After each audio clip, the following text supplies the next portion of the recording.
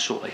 Prime Minister, as you... Simeon shortly or Nicola Willis shortly? Simeon shortly. Prime Minister,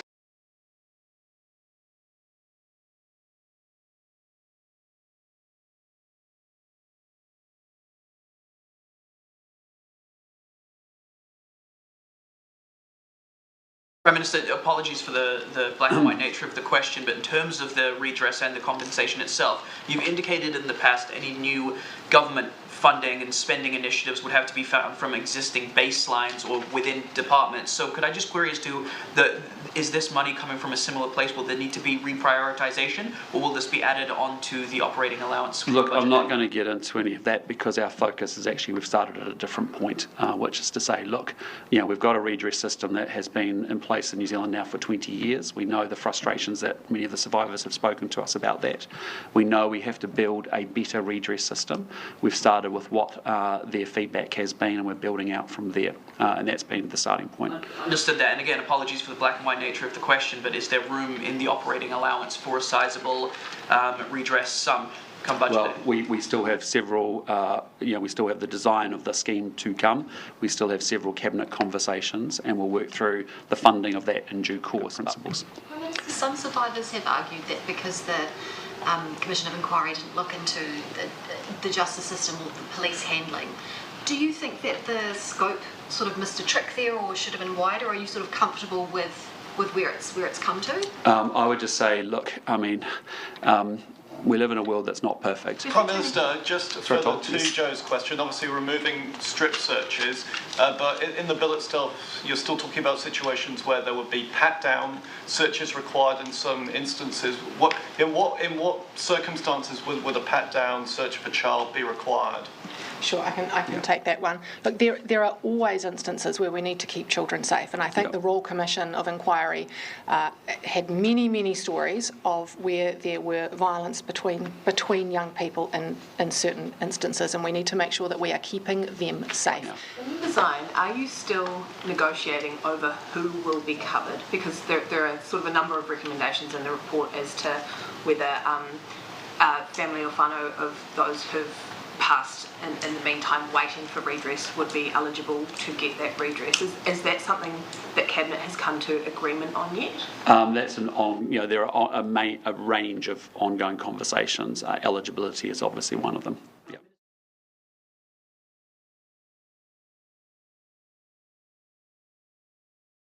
Minister, did you or your office have any hand in advising the Speaker against allowing newsroom journalist Aaron Small to cover tomorrow? Well, look, my team and I think staff from other offices raised their concerns with newsroom about the behaviour of the journalists.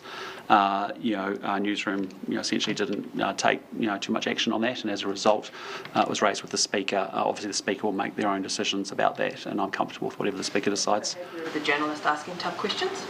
Well, no, I don't think it's about tough questions. It's actually about some other issues which were raised with the media outlet directly themselves. What we're talking about is, if it was all about tough questions, frankly, none of you would be in this room because you ask tough questions each and every day. So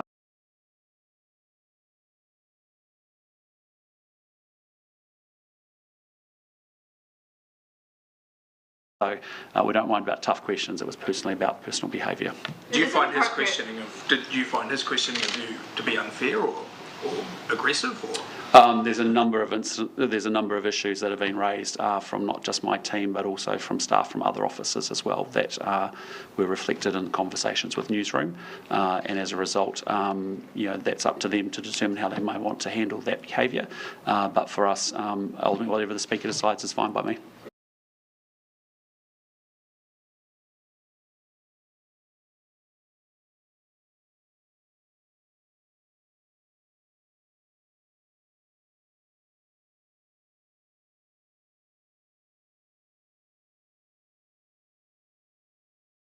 Here's a softball for you, Prime Minister.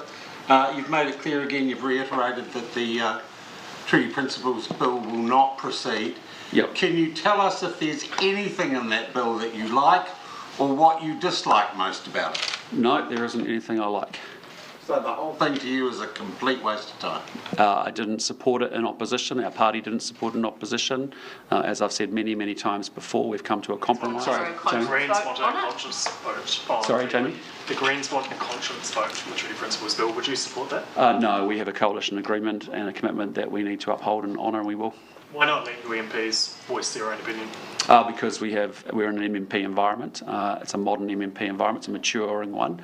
It means that our parties, when they have a mandate to form a government, as the National Party did, we need to work with other parties to do exactly that. And this is what we've decided to do in our coalition agreement, and it reflects that.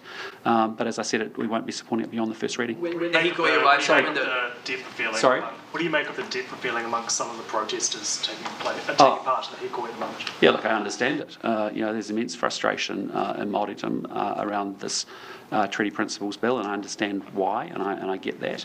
But equally, as I've said, we are supporting it to first reading, and it won't be supported beyond that. Claire? Have you given any thought to whether or not you will go out and meet them or accept a delegation from the Hikoi once they get to Wellington to come and talk to you? Personally, I'm really open to that, but we'll wait and see. Do you think that you or one of your ministers will actually go out there to speak? There'll be an opportunity for representatives from various different political parties to go out there and speak. Will the National Party or the government be one of them? Look, again, we'll work our way through that. As I said, I'm open to it, but we'll see where we get to.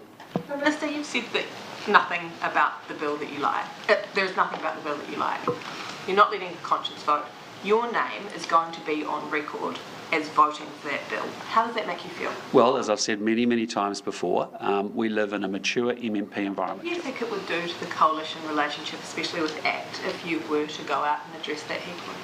I haven't thought about that, and frankly, we will do after it's been supported at first reading.